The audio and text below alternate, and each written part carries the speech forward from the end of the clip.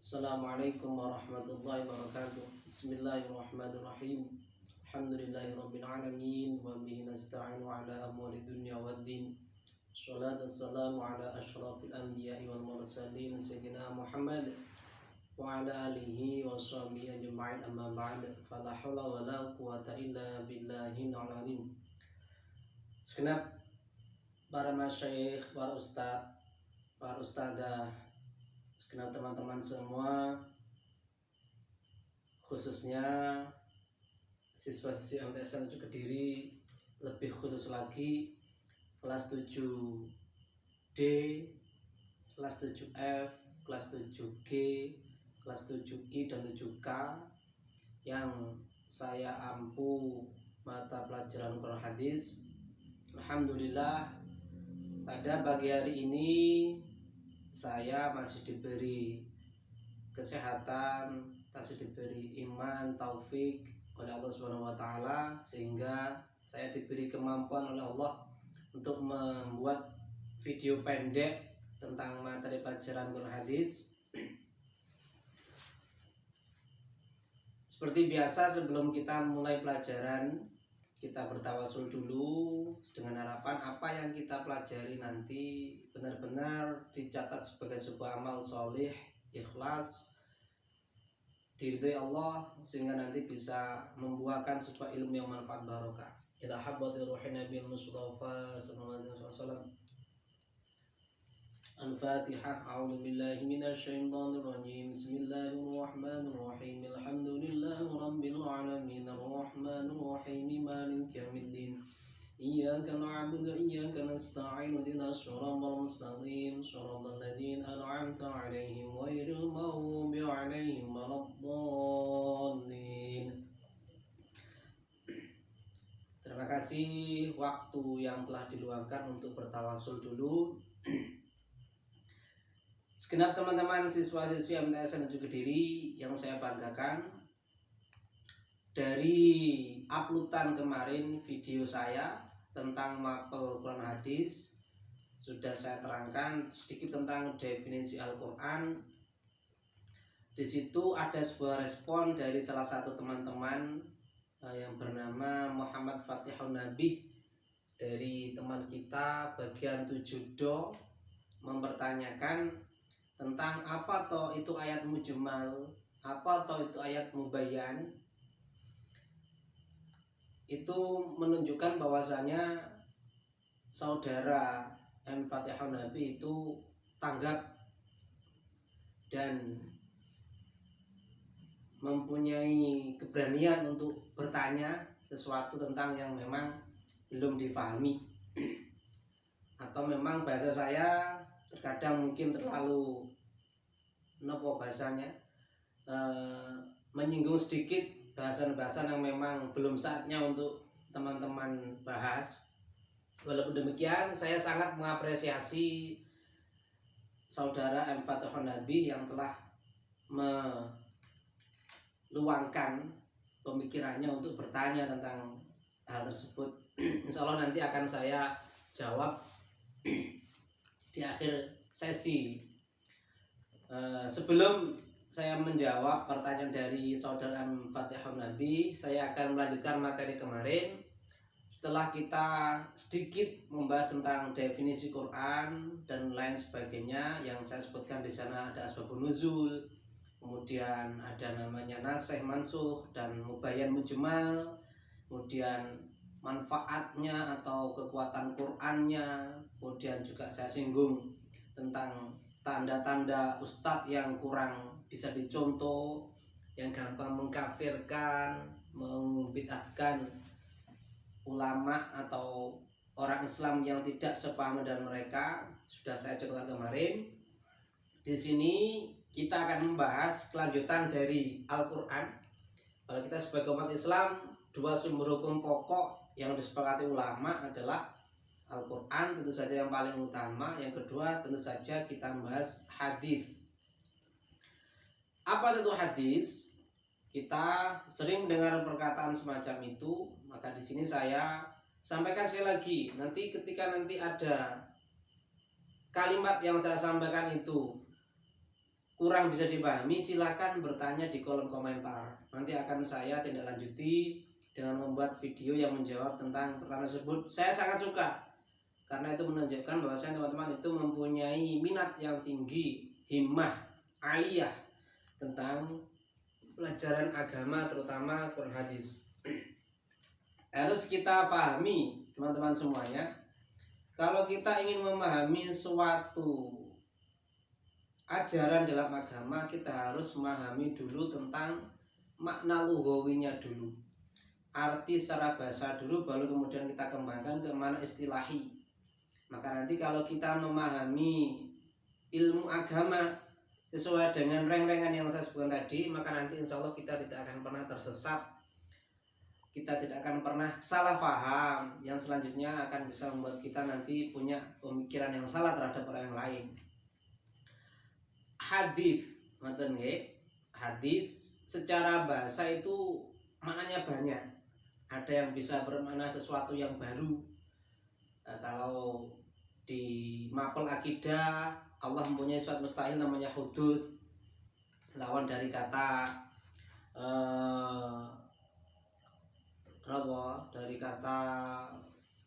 kidam, lawannya adalah hudus.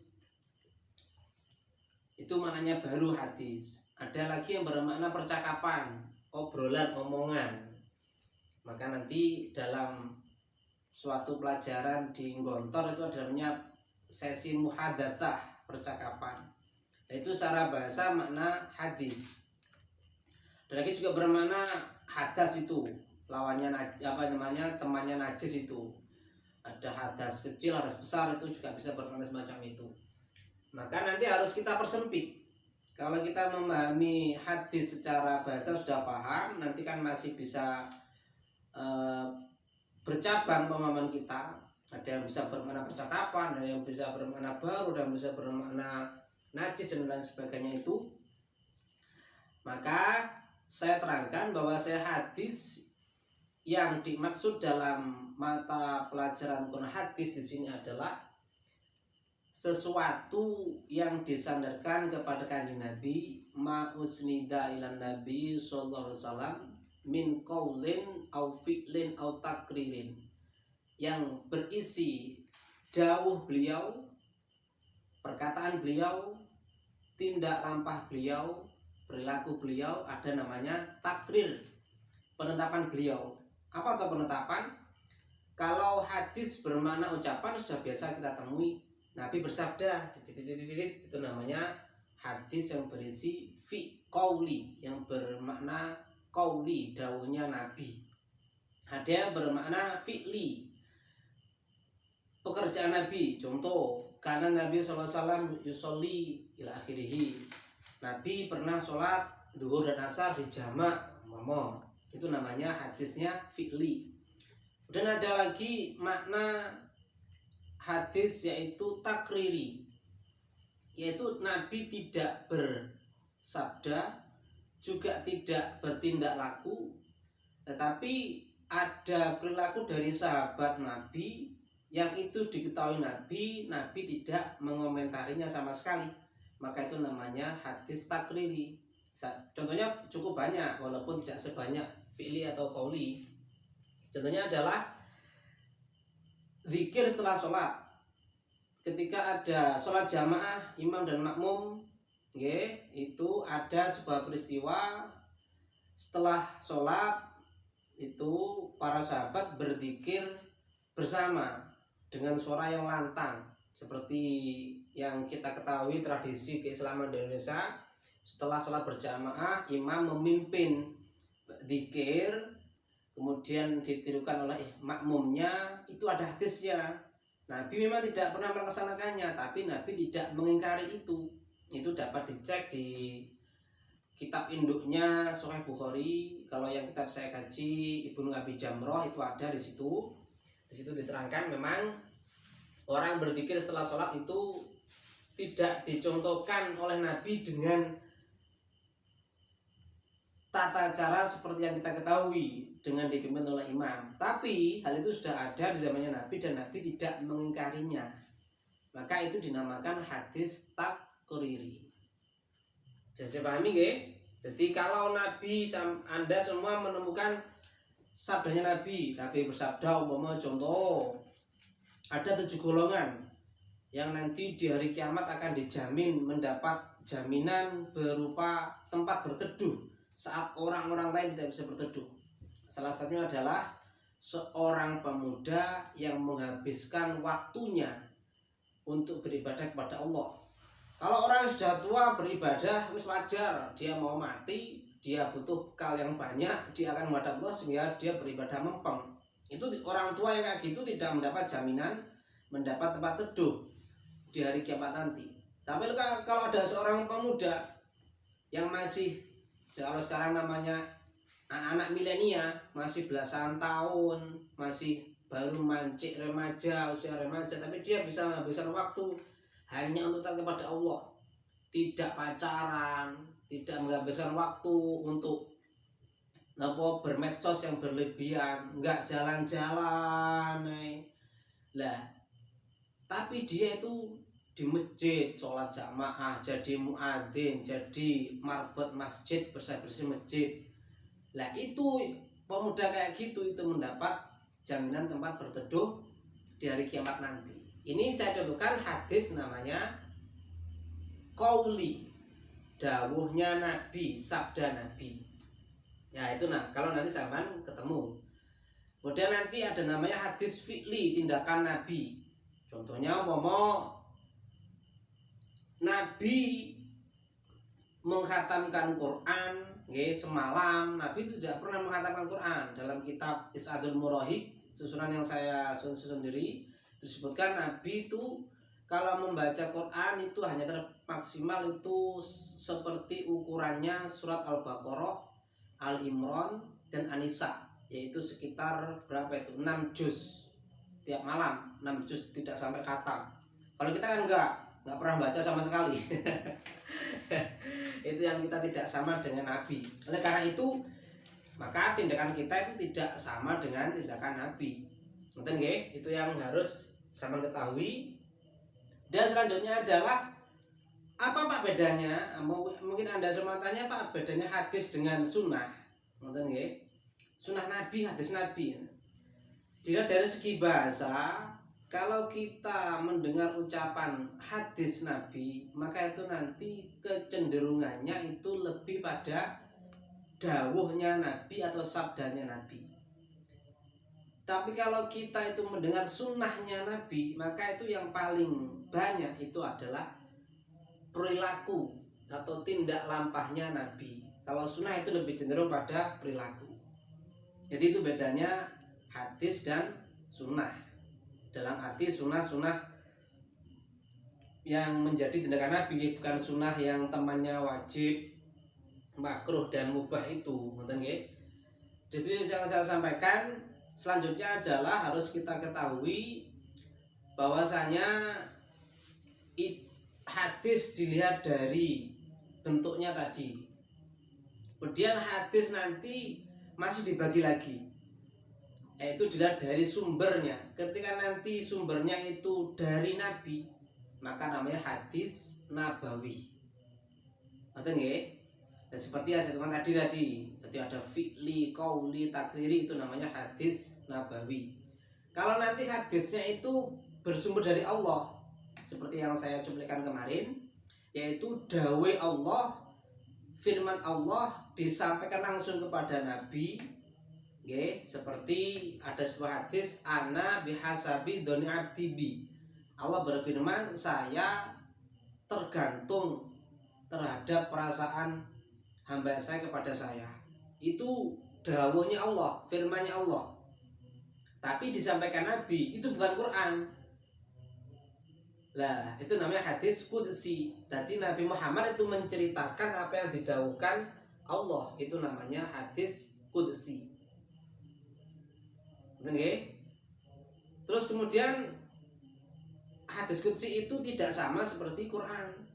Kalau redaksi hadis qudsi itu bahasanya Nabi yang mengatur sendiri. Tapi kalau Quran tidak, Nabi itu tidak punya wewenang, bahkan tidak boleh merubah Quran. Jadi kalau Quran itu paten dari Allah. Paham guys teman-teman semuanya? Jadi kalau hadis qudsi itu adalah firman-Nya Allah hanya bil makna, kemudian nanti lafadznya, pelafatannya itu yang mengatur sendiri adalah Nabi Muhammad. Itu namanya hadis qudsi. Kemudian selanjutnya dilihat dari rawi hadis, jumlah hadis, sanadnya bahasanya. Nanti hadis dibagi menjadi dua. Ketika nanti sebuah hadis itu mulai dari Nabi Muhammad kepada sahabat, sahabat kepada tabiin, tabiin sampai kepada pemilik kitab hadis. Nanti kalau dari tiap jenjang itu lebih dari 3 orang, yang nanti itu sudah mencapai satu batas bahwasanya tiap jenjang dari jenjang tersebut yang terisikan dari 3 orang lebih, yang tidak mungkin akan terjadi kesepakatan untuk berbohong, maka itu nanti disebut dengan namanya hadis mutawatir. Itu levelnya hadis yang paling tinggi. Jadi kalau yang fi'li, qauli, takriri, nabawi, qudsi tadi itu tidak memandang jumlah perawi dari tiap jenjangnya, okay? Tapi kalau mutawatir ini itu yang dilihat itu lebih pada perawinya, jadi bukan pada sumbernya tadi. Jadi hadis qudsi terkadang bisa mutawatir, kadang hadis nabawi juga bisa mutawatir tergantung perawinya, jumlahnya. Nah kemudian nanti kalau hadis itu tidak berjumlah banyak dari setiap jenjangnya, dari sahabat, tabiin, tabiin pada ulama perawi hadis yang jumlahnya 1, tidak lebih, untuk tidak bisa mencapai batas mutawatir, maka nanti disebut namanya hadis ahad. Dari hadis ahad nanti akan dibagi menjadi banyak. Ada namanya sahih, ada namanya hasan, ada namanya dhaif, ada namanya yang terakhir yang paling parah namanya maudhu, hadis palsu. Jadi kalau kita mendengar istilah hadis sahih, hasan, dhaif, dan maudhu itu tergolong hadis ahad yang nanti pasti kekuatan levelnya beda dengan hadis mutawatir. Hadis sahih yang ada dalam kitab Sahih Bukhari, Muslim, itu nanti kalau bertemu dengan hadis mutawatir, umpama nanti ada beda pendapat, maka dimenangkan hadis mutawatir. Jadi kelasnya beda. Tapi juga bisa hadis sahih jadi mutawatir karena memang jadi perawinya terlalu banyak di setiap jenjang, itu juga bisa. Dan kalau mutawatir pasti sahih, kalau sahih tidak selalu mutawatir. Itu yang harus sampean pahami. Oke, sekarang teman-teman semuanya, di sini juga perlu saya terangkan sedikit seperti Quran kemarin, bahwasanya kita untuk memahami hadis itu walaupun tidak seribet Quran, tapi kita itu jangan terlalu sok-sokan, terlalu sombong untuk memberanikan diri menggali hadis, menggali hukum langsung dari hadis. Lebih membingungkan hadis daripada Quran. Saya contohkan. Karena kenapa? Hadis dengan berbagai macam variannya yang sudah sebutkan tadi itu, Nabi itu dawuh kepada satu sahabat dengan sahabat yang lain itu kadang beda. Jangan dimaknai nanti sama punya paham bahwasanya loh, kalau begitu Nabi lah, dalam bahasa Jawa nih, amit-amit, jangan sampai kita punya pemahaman sedemikian, berarti Nabi lah mencela-mencela loh. Jangan kayak gitu. Karena yang bertanya kepada Nabi itu orang yang beda, maka nanti jawabannya Nabi juga beda. Ada seseorang bertanya kepada Nabi, wahai Nabi, amal apa yang paling utama? Nabi tahu bahwasanya dia itu sholatnya rajin, sedekahnya rajin, zakatnya rajin, tapi dia itu berani sama ibunya, berani sama ayahnya. Maka Nabi menjawab, amal yang paling utama adalah birrul walidain, berbakti kepada kedua orang tua. Ada sahabat lain lagi tanya, dia kepada ibunya bagus, berbakti, sholatnya juga aktif, tetapi kemudian dia itu kurang punya jiwa sosial yang tinggi, dia sedikit pelit. Kemudian ditanya sama Nabi, amal apa yang paling utama Nabi? Maka Nabi bersabda, sodako. Sodako kepada mereka yang paling membutuhkan. Atau dalam bahasa lain, al-yadul ulya khairum minal yadis sufla.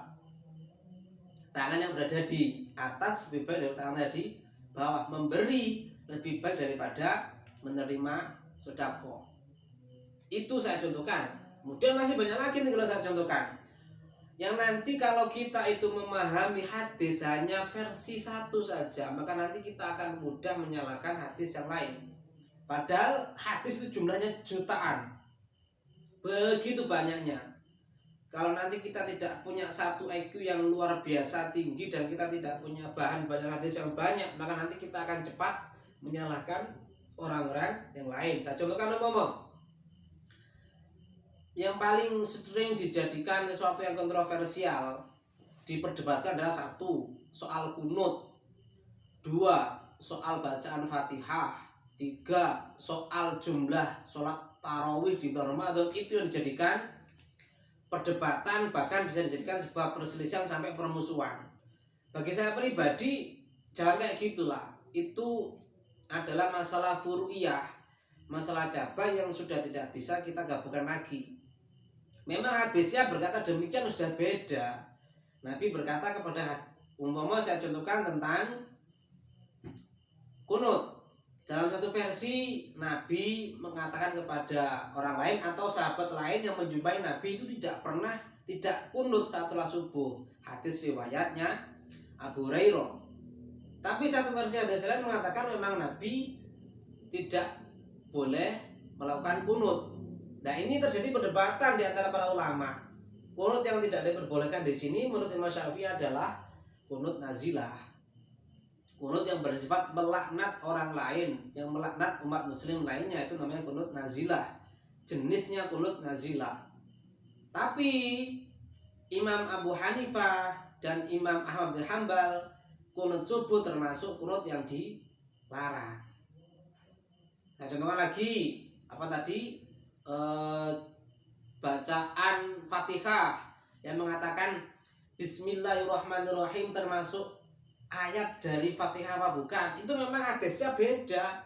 Satu hadis yang lain mengatakan, Nabi mengatakan hadis Bismillahirrahmanirrahim termasuk ayatnya Fatihah. Kemudian hadis yang lain mengatakan, satu hadis mengatakan Fatihah bukan ayatnya, Basmalah bukan ayatnya Fatihah. Karena sudah memang beda-beda versinya.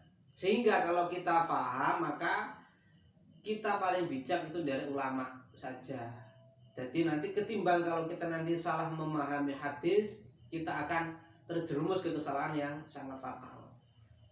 Karena lebih jelimet hadis ilmunya itu. Belum kita melihat dari sisi kekuatan sanadnya, antara hadis ini dan hadis yang lain ini kuat mana. Hadis yang bertabrakan ini, sanadnya kuat mana, itu bukan kelas kita. Sudah ditulis sama ulama dulu dan kita tinggal mengikuti mereka. Oke, sekenal teman-teman semuanya, tolong didengarkan ulang.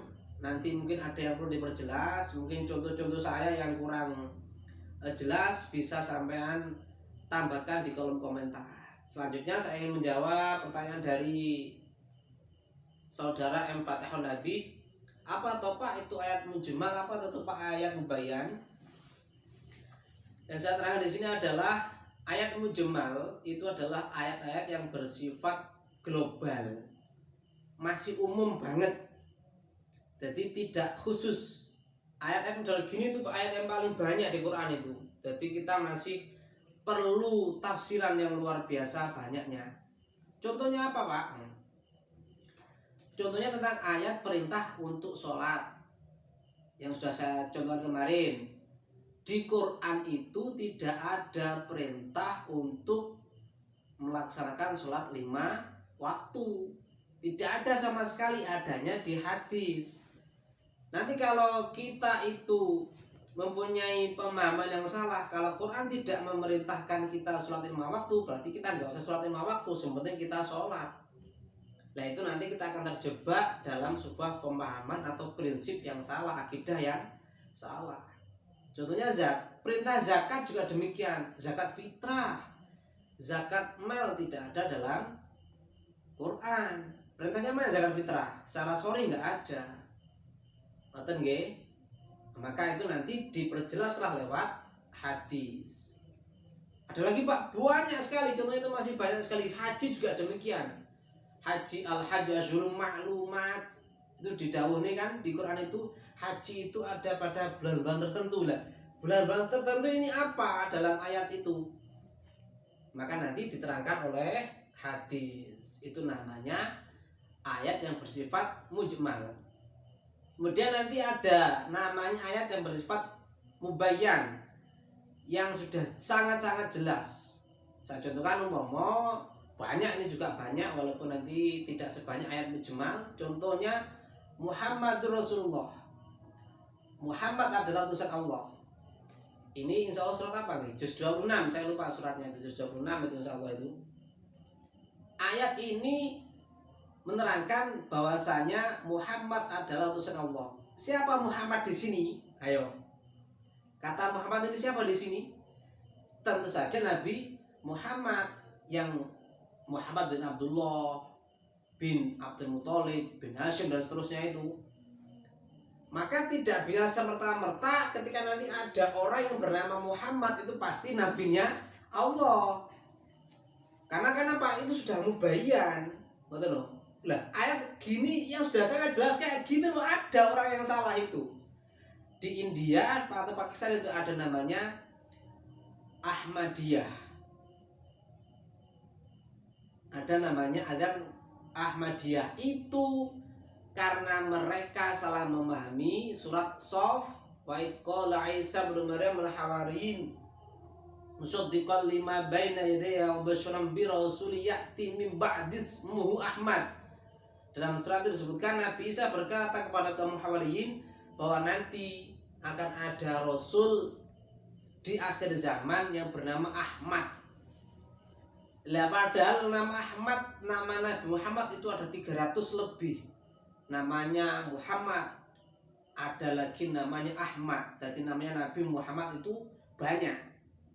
Sehingga kalau dalam surat Shaf Nabi Isa mengatakan akan ada nabi lain di akhir zaman setelah beliau, maka namanya Ahmad, maka dimaksud dalam Muhammad bin Abdullah bin Abdul Muthalib, bukan Mirza Ghulam Ahmad yang ada di Pakistan.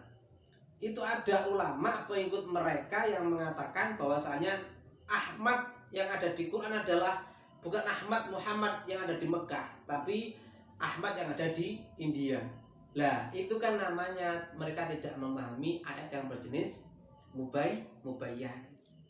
Banyak lagi tuh, pasti banyak contoh itu yang lain. Saya contohkan lagi contohnya tentang perintah Nabi Ibrahim menyembelih anaknya.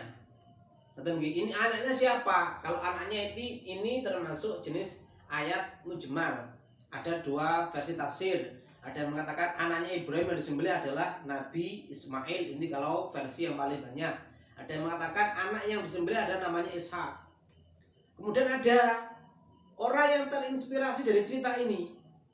Saya ngipi diperintah sama Allah untuk menyembelih anak saya. Karena mendengar cerita Nabi Ibrahim sehingga dia itu mau menyembelih anaknya dan disembelih tenanan. Padahal perintah menyembelih anak di sini itu hanya khusus untuk Nabi Ibrahim. Nabi Muhammad saja, Nabi Musa, Nabi Yunus, Nabi Yusuf, Nabi Yakub tidak pernah diperintah Allah untuk menyembelih anaknya. Lah kok ada orang Islam bermimpi katanya ketemu sama Allah, disuruh untuk menyembelih anaknya dan akhirnya ada disembelih. Itu di daerah mana itu? Sekitar saya masih kelas MTS dulu itu ada peristiwa kayak gitu karena si bapak terinspirasi untuk mendengarkan cerita Nabi Ibrahim sehingga dia itu membunuh atau menyembelih anaknya sendiri. Paham gak teman-teman semuanya? Insya Allah oke. Lanjutkan belajarnya. Tetap jaga kesehatan, jaga protokol kesehatan, jangan lupa selalu berdoa, jangan sampai kodok, sholatnya jangan sampai telat, doanya juga jangan sampai lalai. Kita berada di tengah-tengah zaman yang penuh wabah musibah, kita harus tetap istiqomah walaupun kita tidak berkumpul untuk berdoa, bersolat berjamaah, tetapi jangan sampai meninggalkan doa dan sholat sama sekali. Kita harus tetap beribadah sesuai dengan tataran fikih yang paling utama. Sekian dari saya, kurang lebihnya saya mohon maaf. Kalau ada sesuatu yang ingin saya tanyakan kepada saya, silakan tulis di kolom komentar. Saya akan pasti, insya Allah, bismillah, saya akan menjawab pertanyaan dari teman-teman semuanya sesuai dengan kemampuan saya. Kita akhiri dengan bacaan subhanakallah bihamdik asyhadu an la ilaha illa anta astaghfiruka wa atubu ilaik. Sekian dari saya. Assalamualaikum warahmatullahi wabarakatuh.